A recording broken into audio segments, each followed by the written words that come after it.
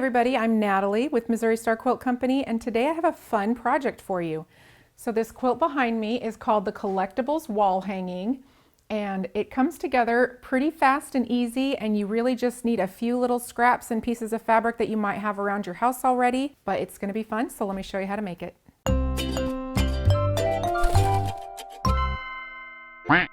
Okay, so to make this quilt, you'll need a variety of novelty prints, and I've got 7 different yardages here. You'll need some background and shelving fabric for your background shelf. So I've used a charcoal, Kona charcoal, and a white. And of your charcoal, you need 1 1/8 yards. Of the white, you'll need 5/8 of a yard. You'll need your Patchwork Potions template set, some felt, and we've got a variety of colors. You'll need a variety of embroidery floss if you choose to embellish it in that way, and then some adhesives. I like to use the MSQC So Light adhesive and a glue stick. You'll also need a Drunkard's Path template to make your arches for your cabinet, and then a rotary cutter and a ruler, and you'll be good to go.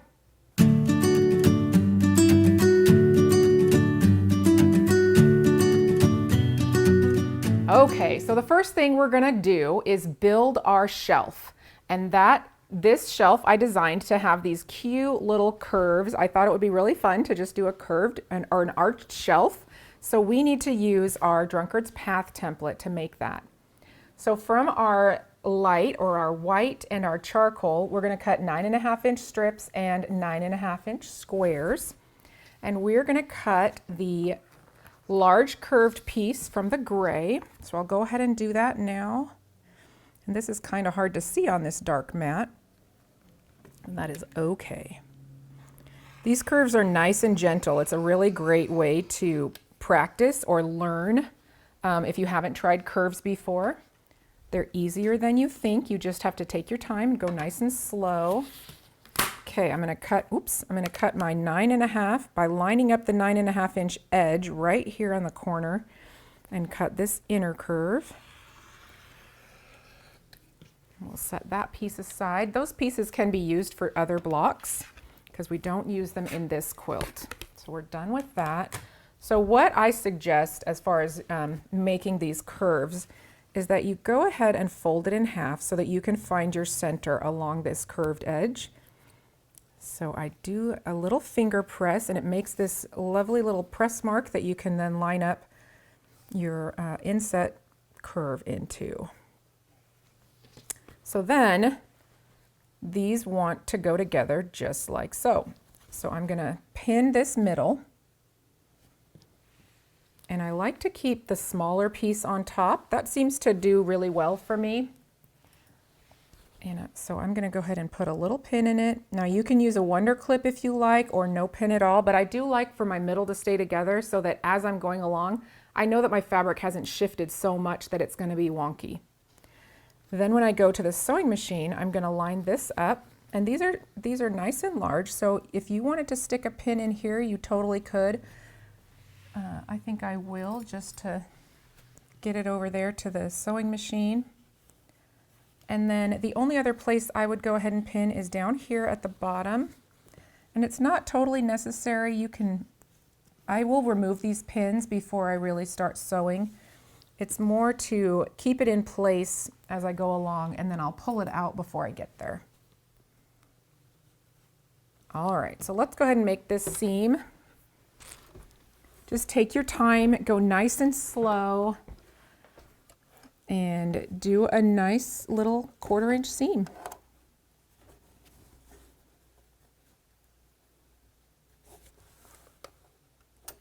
All right.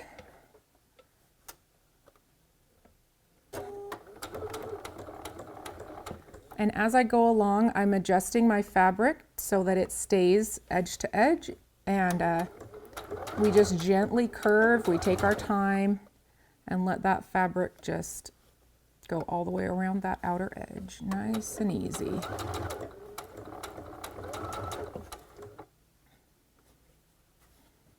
Not pulling or stretching anything.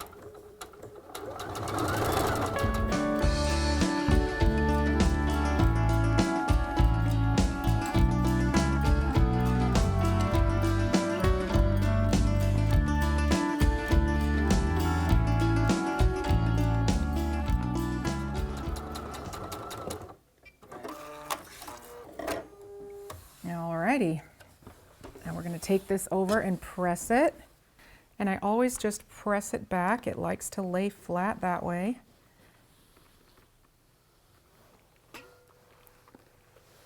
So that works out pretty well. And like I said before, your curves are going to get easier and easier every time you do them. All right, so we're going to make two because they go up in our corners. And then you'll notice that we've also got pieces here and then on the sides that have a little bordered edge. And to make that match, we're going to take this 9.5 inch square and cut an inch off one side. So it'll be 9.5 by 8.5. So I am going to do that to this one, and we're going to add a 1.5 by 8.5, or sorry, 1.5 by 9.5 inch strip to that side. So we're just cutting an inch off.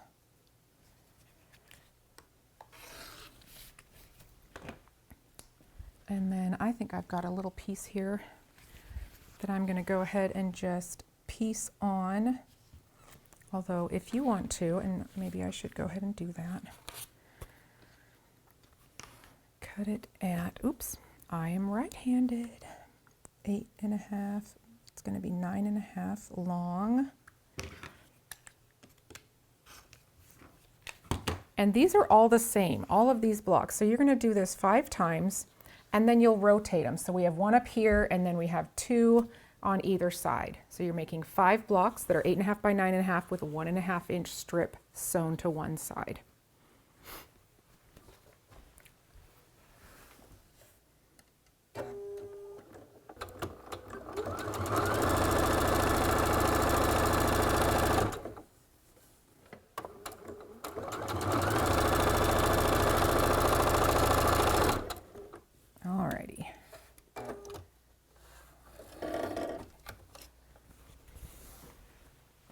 So we will set this seam and press this back.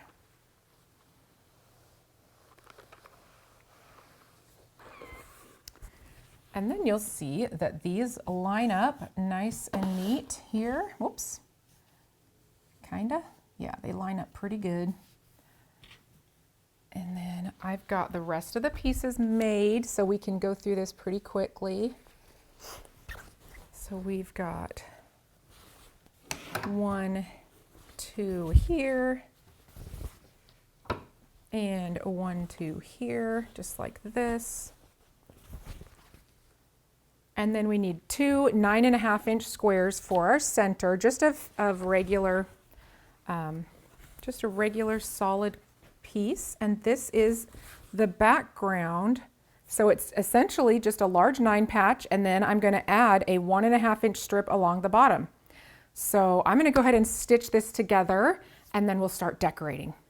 So here is our finished cabinet for all of our curiosities. It's 27 by 29. And now it is time for us to go ahead and add our shelving and our jars of all of our favorite little things to collect.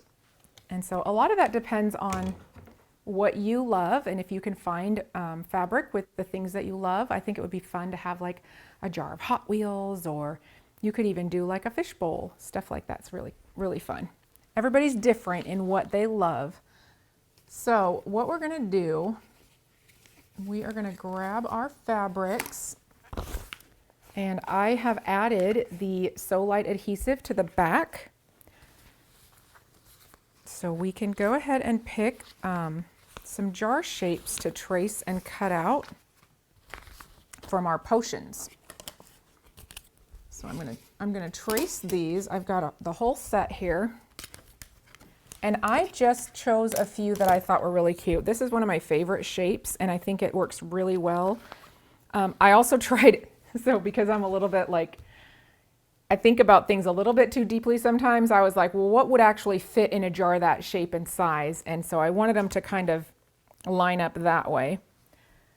So I just traced onto the heat and bond adhesive. And then I cut them out with scissors, and I used a bunch of different shapes. It's really fun to see these come together.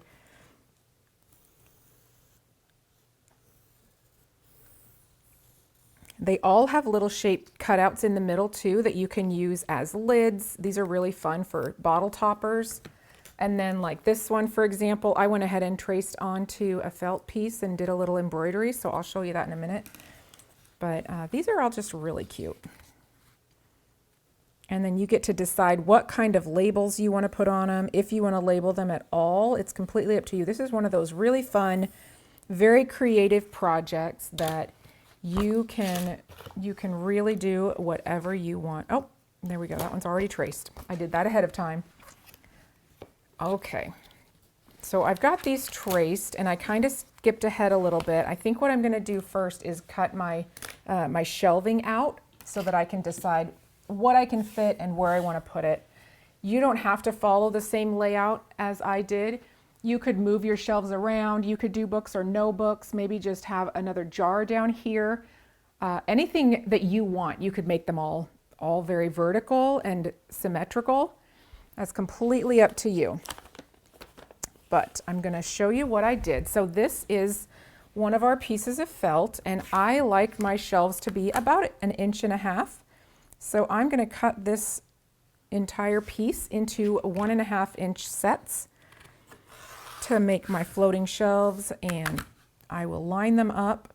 I'll add a little bit of glue to keep them in place, and then all I'm going to do is just a straight stitch around the edge, just a little top stitch to get them to stick where I want them to stick.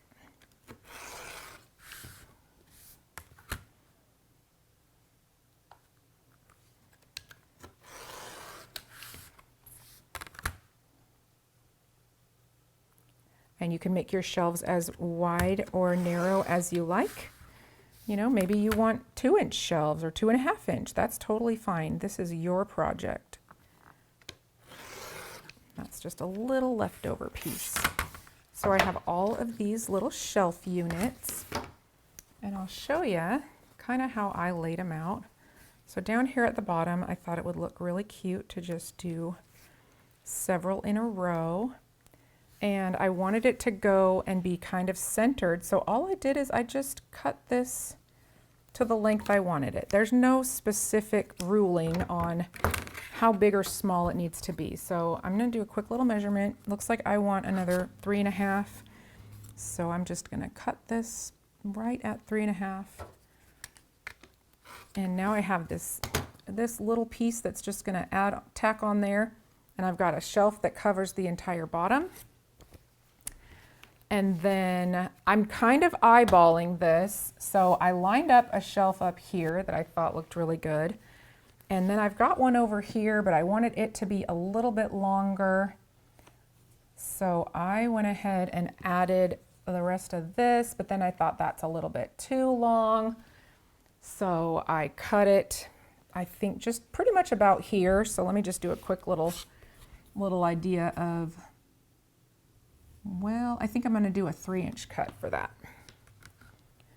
So you, again, can make your shelves any size or length that you like, but this is just how mine ended up. And I just kind of butted them up right next to each other so it looks like a continuous shelf.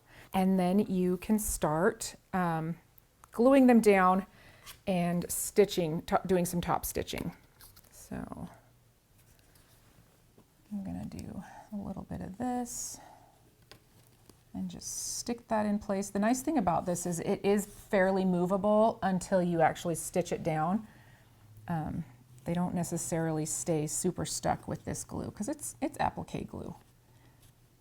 So you can see you can like lift it and move it and reposition it if you need to.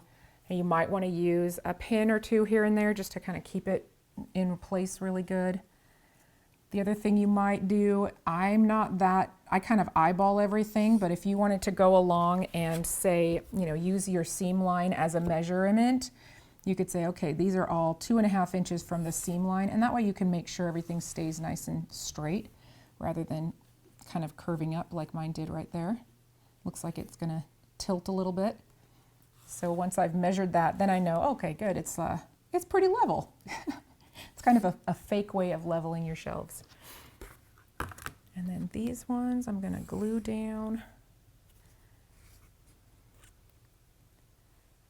And I would probably go ahead and I will stitch these on in this order. So I'll stitch my shelves on first, and then I'll add the potion bottles after. But there's a little bit more to do before that. So let's get these glued in place.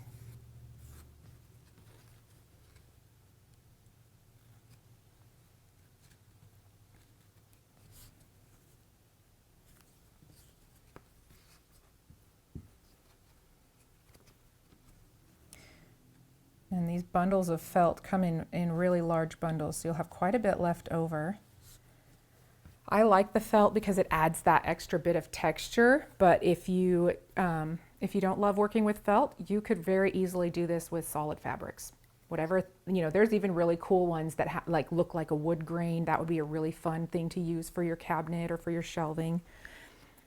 So the sky's the limit on the creative possibilities here. All right, I'm going to go ahead and cut out some of my potion bottles, just following the lines.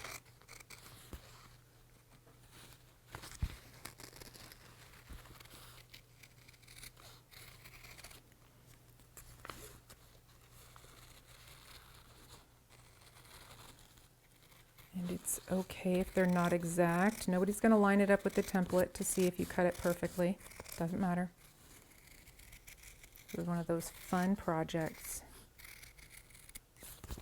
All right, so I've got my pin bottle and my yarn. And I thought it would be really fun to just add some extra cuteness, so I made some labels for these.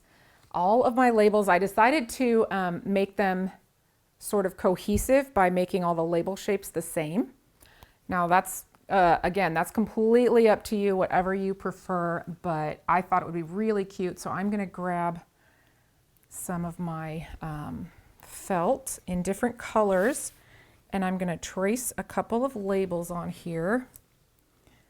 And it's kind of easier, I think, to use, well, this pencil is showing up really nicely, but you could also use a ballpoint pen if you wanted to, because you're cutting right on that line, and you can use the other side after you've traced it and cut it out. So let me grab another, I think I'll do a bright yellow. That's a pretty color.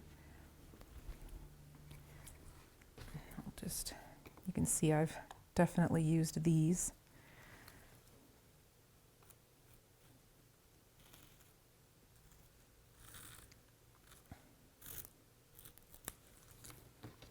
All right. These I found were pretty easy to cut out if I cut the rectangle first and then came back in and just did the little curves after. So I'm going to do this, and then I'm just going to follow this little curve. And that one, and this one, and this one. All right, so we've got that one. And then I'm going to cut out the green one for the yarn.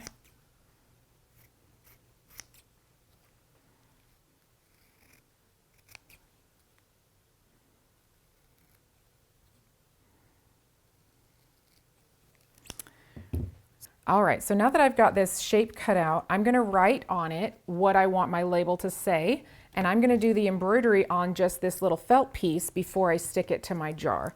That makes it pretty easy, and I'm just going to write it in my own handwriting so that it's how I want it to be. Now, if you want to, you can print letters and trace them, or have somebody who you like their handwriting go ahead and write it out for you. So that one says yarn, and I'm going to use whatever chain stitch I like. So I did line stitching for almost everything on this quilt, and the ones that seem to work best for that are like the chain stitch, the back stitch, running stitch, split or stem stitch, split stitch or stem stitch. And so there's little videos on my Embroidery 101 that you guys can reference to pick whichever stitch you love and do all your line work for all of these fun little labels. The other thing I want to show you is the lids. There are a lot of really fun options on here. There's circles and little potion toppers. Like this one is particularly cute, kind of looks like a little fleur-de-lis if you have a fancy jar. But what I did for mine, because I wanted them all to be very similar and kind of all the same, except for the seashells. This one I did do a circle, but these ones I just traced the top of that jar. So I took it like this, I lined it up with the bottom edge where I wanted that top to land, and I just traced it. So then each jar kind of ended up with a little custom lid. I was thinking a lot about those organizers who like put things together in a pantry, and they're like, if all of your lids are the same color, it all looks very cohesive, even if you have different sized jars. So that's one of the things that I was thinking about as I like designed how I wanted this to look. So all of my jars are this little felt top, just like that. And then the other thing we can talk about this vase. So this vase I thought was really cute. What I wanted was something that would stand out against the jars and look a little bit different. So I thought this would be really fun, but this top was too tall for me, so I cut it down. So to do that, all I did was just trace this on.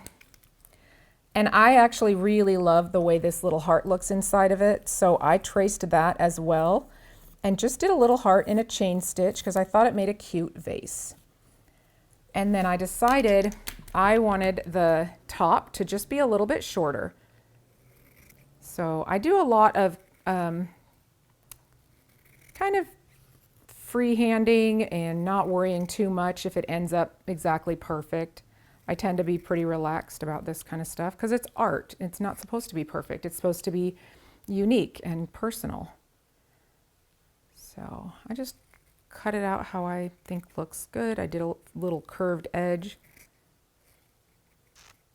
And then this one just went right here. So the same with the leaves and the vines. I cut a bunch of skinny strips and I cut them with my scissors. So you could do scissors, you could use your rotary cutter, whatever you want. I just cut several real skinny little stems, and all we're gonna do is put these together. I typically like to do odd numbers, so 3s, 5s, things like that in design tend to work out pretty. Just not necessarily so matchy-matchy or full. Just do what you think looks good because it's your project and you get to do whatever you want with it. You could add flowers to these if you wanted to. Be as creative as you want. And then for the leaves, I tend to like to fold my fabric a little bit because then I can cut 2 at a time and it goes a little bit faster. And you can cut out any kind of leaves that you want. They could be spider plants or monsteras, or you know, it could be a fiddly fig. Make it real ruffly. Whatever feels good to you that you think is beautiful, that's the thing that's going to make your project special and unique just to you. So I kind of like to put something at the top. I got a bunch of these. Make them different sizes because we know plants don't grow exactly the same. Your leaves aren't going to be all the same sizes. They're going to be bigger and smaller and go in different shapes, and you know, they like to reach for the sun. You can mix and match and split them up so that they're all different, or if that one doesn't look like it's going to fit, make it a little bit smaller. You have a lot of freedom here to do whatever you feel like. All right, so once you get these all set, go ahead and glue them down and then do some top stitching.